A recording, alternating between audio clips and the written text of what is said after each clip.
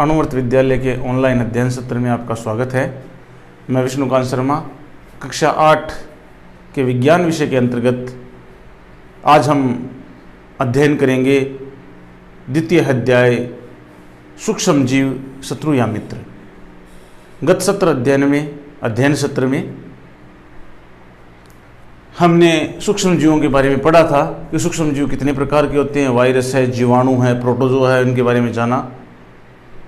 अब इनकी मित्रता या शत्रुता हमारे लिए किस प्रकार उपयोगी है, किस प्रकार ये सूक्ष्म जीव हमारे शरीर को, हमारे पर्यावरण के लिए लाभदायक है, हानिकारक है।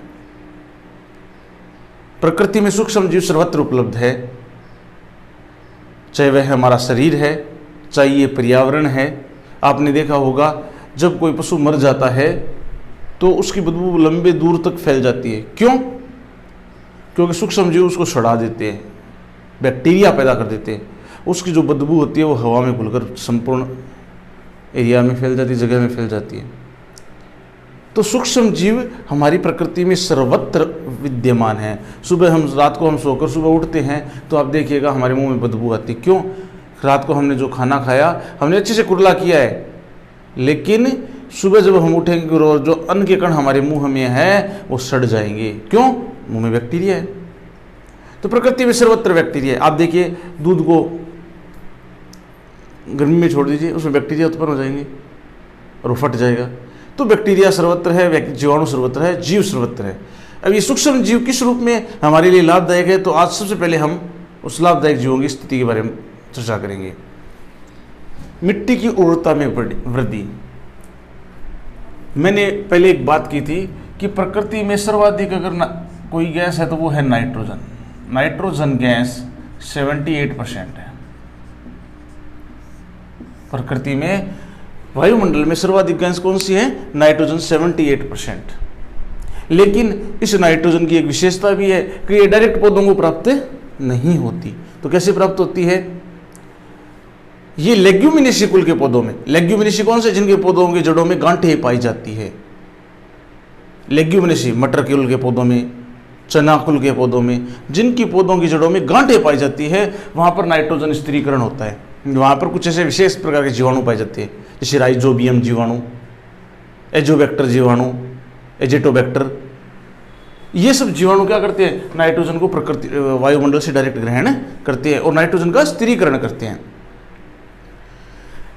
प्रकृति में जो नाइट्रोजन है वो बिजली के कड़कने से, बारिश के द्वारा, इसके अतिरिक्त जीवाणुओं के द्वारा प्रकृति से भूमि को प्राप्त होती है।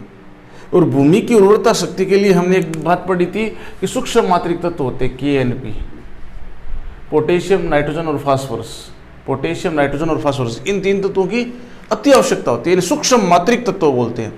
अगर ये न हो तो भूमि की उपजाऊ शक्ति में कमी आ जाती है।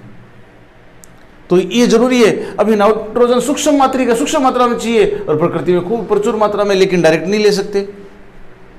डायरेक्ट लेने के लिए क्या चाहिए? जीवाणु चाहिए, बिजली का कड़कना होना चाहिए, वो सारे इसके कारक हैं। तो मिट्टी की उर्वरता शक्ति में वृद्धि कौन करते हैं? जीवाणु और नील हरित शैवाल। जीवाणु और नील हरित शैवाल ये नाइट्रोजन स्थिरीकरण का काम करते हैं। अभी जीवाणु का मैंने आपको बताया था, राइजोबियम जीवाणु जो मटर कुल के, लिग्यूमिनेसी कुल के पौधों में, लिग्यूमिनेसी जो जड़ की जिनकी जड़ें गोल घुंडीदार हो जाती है, वैसे पौधे लिग्यूमिनेसी कुल के पौधे कहलाते हैं। उनमें राइजोबियम नामक जीवाणु पाए जाते हैं। ये क्या करते हैं? नाइट्रोजन जैव स्थिरीकरण करते हैं। जैव स्थिरीकरण शब्द क्यों आया? क्योंकि ये सब जीवाणु है, जीवाणुओं की बात हुई है। तो नाइट्रोजन जैव स्थिरीकरण कारक है। ये उस नाइट्रोजन को स्थिर कर देते हैं किन पौधों की जड़ों में, और उन पौधों से जो फल लगते हैं उनमें नाइट्रोजन होती है। फिर ये जीवाणु क्या करते हैं? नाइट्रोजन संवर्धन का कार्य भी करते हैं। अभी दोनों चीजें आ गई, नाइट्रोजन जैव स्थिरीकारक भी हैं और नाइट्रोजन संवर्धन भी करते हैं। संवर्धन का मतलब नाइट्रोजन का लेवल बढ़ाते हैं, और बढ़ाने से क्या होता है कि प्रकृति की जो नाइट्रोजन है उन पौधों में संचित होती है। इससे क्या होता है? नाइट्रोजन भूमि में भी जाती है और उन फलों में भी आती है। उसका फायदा क्या होता है? भूमि की उर्वरता में वृद्धि होती है।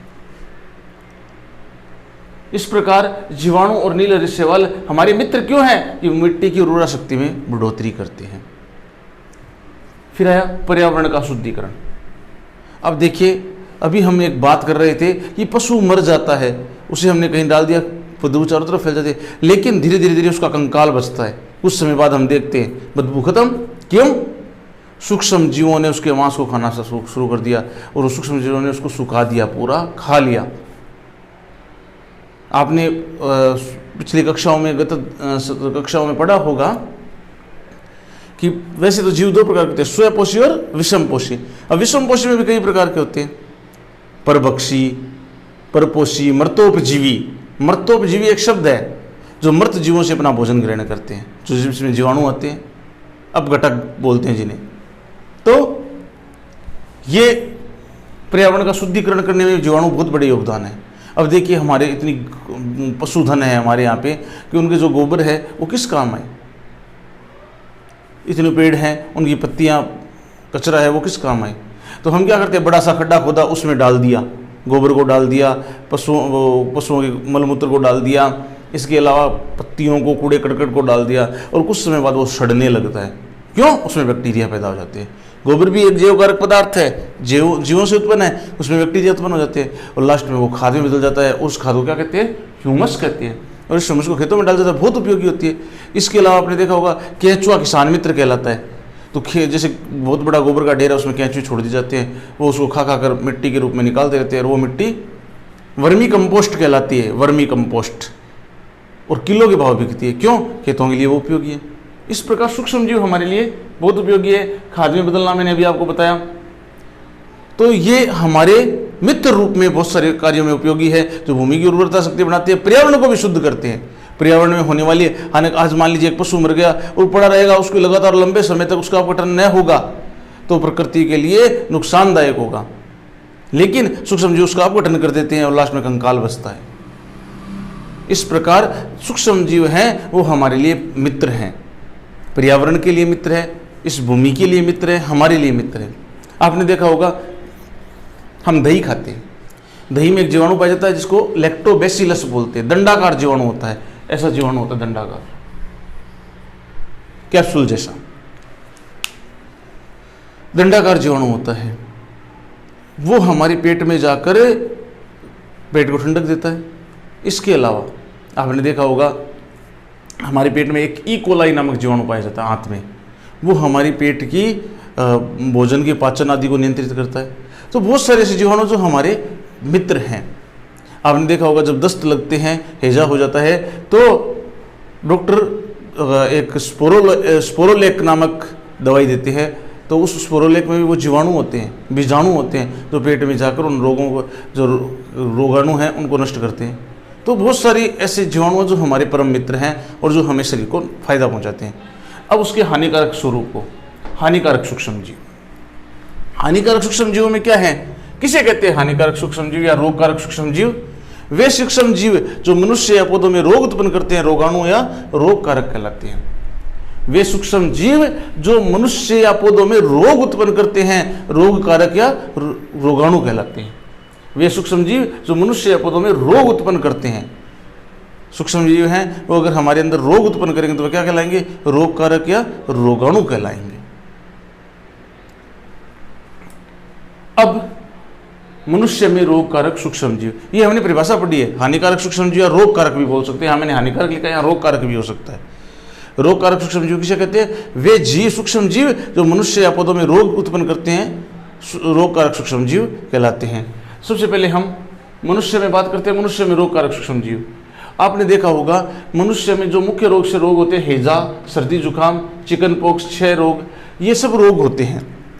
और ये किसके द्वारा है? जीवाणुओं के द्वारा, सूक्ष्म जीवों के द्वारा। जीवाणु नहीं कह रहे, सूक्ष्म जीवों के द्वारा। अब सूक्ष्म जीव कौन कौन से हो सकते हैं? वो रोगाणु भी हो सकते हैं, वो वायरस भी हो सकते हैं, सूक्ष्म जीव या प्रोटोजोआ भी हो सकते हैं। और ये इनके रोगवाहक कौन होंगे? कीट या जंतु होंगे। भी रोगाणु डायरेक्ट तो हमारे शरीर में प्रवेश कर नहीं सकता। अगर हम हाइजीन तरीके से, अगर साफ सुथरे रहें तो कैसे प्रवेश करेगा? जैसे अभी आपने कोरोना का काल चल रहा है, तो ये संक्रमणकारी है, आपने देखा होगा। ये हमें संपर्क से फैलता है, किसी के साथ खाने से, छूने से, छींकने से। तो क्या करते हैं? मास्क लगाते हैं, सोशल डिस्टेंसिंग रखते हैं। क्यों? इसीलिए कि हम बीमार न हो जाएं, हम रोगग्रस्त न हो जाएं, क्योंकि ये हानिकारक सूक्ष्म जीव है जो कोरोना रोग है वो सूक्ष्म जीवों के कारण होने वाला वायरस जनित रोग है, और ये हमारे शरीर के अंदर प्रवेश करने के बाद वृद्धि करता है और एक जीव से दूसरे जीव में संक्रमण फैलाता है। तो ये संक्रमणकारी स्थितियां हैं। तो इनके फैलने के कारण क्या है, इनके रोगवाहक, जैसे अब ये संपर्क का रोग है कोरोना, लेकिन ये जैसे हैजा है, सर्दी जुकाम है, चिकन पॉक्स, अच्छे रोग है, ये क्या है, जंतुओं के द्वारा, खाने के द्वारा, जल के द्वारा, कीटों के द्वारा फैलता है। जैसे हैजा की बात करें तो उसको कोलेरा रोग बोलते हैं। कोलेरा एक जीवाणु होता है विब्रियो कोलेरी, उसके कारण होता है ये। सर्दी जुकाम इन्फ्लुएंजा वायरस के कारण होता है। चिकन पॉक्स है, ये भी वायरस के कारण होता है। क्षय रोग है, ये भी क्षय रोग है, क्लोस्ट्रीडियम माइक्रोबैक्टीरियम ट्यूबरकुलोसिस नामक जीवाणु के द्वारा होता है। तो इनके जो वाहक हैं वो क्या है, कीट या जंतु हैं, जिनमें मुख्य रूप से मक्खी और मच्छर आते हैं। अब डेंगू जो रोग है वो मच्छरों के द्वारा, मलेरिया रोग है वो मच्छरों के द्वारा फैलता है, हैजा रोग मक्खी के द्वारा फैलता है। मक्खियां खाने पे बैठती है, गंदगी से आती है, वो अपने खाने पे बैठती है, वो खाना हमने खाया और हम रोगग्रस्त हो गए। डेंगू जो रोग आपने पिछले दिनों में सुना होगा, एक समय आया था ऐसा जब डेंगू रोग फैला था। डेंगू रोग क्या है, डेंगू में हाथ पैरों में जॉइंट दुखने लग गए थे, बुखार आता था, और ये एक मच्छर के द्वारा फैलता था जिसका नाम था एडिस इजिप्टाई। देखिए ये तो अधूरा नाम लिखा हुआ है आपकी बुक्स में है, मादा एडिस, इसका नाम है एडिस इजिप्टाई। एडिस इजिप्टाई, ये मादा एडिस इजिप्टाई, यानी नर मच्छर से नहीं होगा ये मादा एडिस इजिप्टाई है। ये रे मत समझिए, ये ई है, ठीक है। मादा एडिस इजिप्टाई। मलेरिया रोग है वो मादा एनोफ्लीज मच्छर के द्वारा फैलता है, जबकि ये तो इसकी वाहक है, ये दोनों ये तो इसकी वाहक है। तो रोगकारक और है सूक्ष्म जीव, जैसे मलेरिया का रोगकारक सूक्ष्म जीव होता है प्लाज्मोडियम।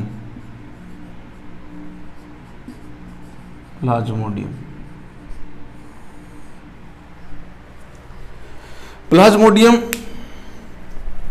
एक सूक्ष्म प्रोटोजोआ है जो मादा एनोफ्लीज के मच्छर के शरीर में जाकर जब ये मच्छर किसी को काटता है तो मलेरिया रोग उत्पन्न कर देता है। ऐसे ही एडिस इजिप्टाई है, इसका जो डेंगू रोग का जो सूक्ष्म प्रोटोजोआ है उसको अब इसके शरीर में पलता है और वो जब किसी मच्छर को काटता है डेंगू रोग हो जाता है। इस प्रकार ये इसके रोग के वाहक है। अब इनकी रोकथाम के क्या उपचार होने चाहिए? रोकथाम, ये कहाँ पैदा होते हैं ऐसे वाहक? जहाँ अधिक पानी इकट्ठा हो, जहाँ गंदगी हो, जहाँ साफ सफाई का अभाव हो। तो हमें क्या करना चाहिए इनकी रोकथाम के लिए? पानी इकट्ठा न हो,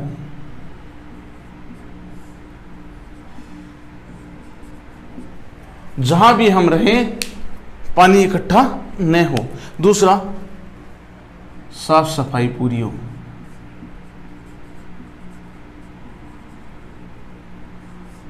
साफ सफाई का ख्याल, दूसरा साफ सफाई का पूरा ख्याल रखें ताकि वहां इन चीजों की मच्छर फैलने का या इन रोगों को फैलने का मौका ही ना मिले। मच्छरदानी का प्रयोग,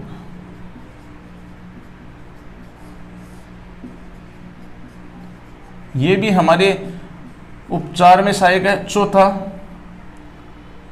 नालों में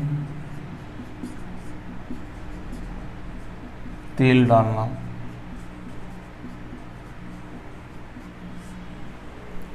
नालों में तेल डालना, अब जैसे नालियां होती है जहां गंदा पानी होता है, अब हमने पानी इकट्ठा नहीं होना, जैसे कूलर वगैरह पड़े हैं घर में, टायर पड़े हैं, तो उनमें पानी इकट्ठा हमने नहीं होने दिया, लेकिन नाले जो हैं घर के बाहर उनमें मच्छर पैदा हो सकते हैं, तो वहां तेल डाल दिया जाए, केरोसिन ऑयल डाल दिया जाए, तो उसमें उसकी क्या हो जाएगी, एक लेयर बन जाएगी। तो जो लार्वा है, मच्छर हैं, छोटे मच्छर होते हैं, वो सांस नहीं ले पाएंगे और वो मर जाएंगे और मच्छर खत्म हो जाएंगे। आपने देखा गर्मी के दिनों बहुत तेज गर्मी पड़ती है, वो गर्मी के कारण क्या होते हैं, सारे मच्छर मर जाते हैं। क्यों मर जाते हैं? क्योंकि उन्हें वो अनुकूलता नहीं मिलती है और उस टेम्परेचर को सहन नहीं कर पाते, खत्म हो जाते हैं। बारिश और सर्दी के दिनों में मच्छर सबसे ज्यादा होते हैं। क्यों? पानी इकट्ठा है, ठंडा मौसम मिलता है और ठंडे मौसम में अनुकूलता मिलती है इन्हें और ये पनपते हैं और रोगों को बढ़ाते हैं। इसीलिए देखिए सबसे ज्यादा सर्दी जुकाम बुखार किस सीजन में होते हैं? सर्दी में होते हैं, या उसके पास बारिश में भी होती है। तो ये सब चीजें इसके रोकथाम के फौरी उपाय हैं। इसके अलावा बहुत सारी और बातें हैं, लेकिन आपके सिलेबस के हिसाब से इन चीज़ों को ध्यान रखना चाहिए। मच्छरदानी का प्रयोग करें, नालों में केरोसिन ऑयल डालें, फिनाइल डालें, साफ सफाई का पूरा ख्याल रखें, पानी इकट्ठा न हो हमारे घर में, कूलर में। जैसे मान लीजिए कोई कूलर ख़राब पड़ा है तो उसमें कहीं पानी इकट्ठा न हो जाए, बारिश का टायर पड़े हैं तो उनमें पानी इकट्ठा न हो जाए, वरना उनमें मच्छर पैदा हो जाते हैं। इस प्रकार बहुत सारे ऐसे छोटे छोटे उपाय हैं जिनसे हम इन चीज़ों से बच सकते हैं। एक तालिका बनाई हुई है जिसमें रोग, उनके सूक्ष्म जीव हैं, उनके संचरण का कारण जान सकते हैं। जैसे 6 रोग है, ये किसके द्वारा होता है? जीवाणु द्वारा। मैंने भी पहले बात की थी, 6 रोग का जीवाणु होता है माइक्रोबैक्टीरियम ट्यूबरकुलोसिस, जिसको टीबी बोलते हैं हमारी भाषा में। 6 रोग है, ये वायु से फैलता है, एक दूसरे के संपर्क में आने से फैलता है। खसरा है, ये भी बच्चों में होने वाला रोग है जो वायरस के द्वारा होता है, वायु के द्वारा फैलता है। चिकन पॉक्स है, जिसको हम अपनी मारवाड़ी भाषा में आकड़ा काकड़ा बोलते हैं, इसी प्रकार का एक रोग है। चिकन पॉक्स वायरस है, ये वायु के द्वारा फैलता है। पोलियो है, ये भी वायरस पेलियो वायरस के द्वारा होता है, वायु के द्वारा फैलता है। इसके अलावा हैजा है, इसके जीवाणु का नाम है विब्रियो कोलेरी। विब्रियो कोलेरी ये जीवाणु है, ये जल और भोजन के द्वारा फैलता है, बारिश के दिनों में ज़्यादा संभावनाएं रहती है। इसके अलावा टाइफाइड है, ये जीवाणु के द्वारा, इसका जीवाणु का नाम होता है साल्मोनेला टाइफी। आपके यद्यपि कोर्स में नहीं है लेकिन फिर भी बताता हूँ, साल्मोनेला टाइफी। साल्मोनेला टाइफी के द्वारा फैलता है, जल के द्वारा फैलता है, जिसको मियादी बोलते हैं, भाव बोलते हैं हमारी भाषा में। मलेरिया है, ये प्रोटोजोआ के द्वारा, मच्छर, मैंने बताया था प्रोटोजोआ प्लाज्मोडियम, देखिए मैंने लिखा था प्लाज्मोडियम। प्लाज्मोडियम प्रोटोजोआ है, इसका वाह कौन है? मच्छर है। हेपेटाइटिस है, ये वायरस के द्वारा और ये जल के द्वारा फैलता है। इस प्रकार आज हमने जाना कि ये जो सूक्ष्म जीव हैं ये हमारे लिए मित्र भी हैं और हानिकारक भी हैं, और मनुष्य में किस प्रकार हानिकारक है इनके बारे में मैंने बहुत विस्तार से आपको समझाया। अगले अध्ययन सत्र में हम और चर्चा करेंगे। धन्यवाद।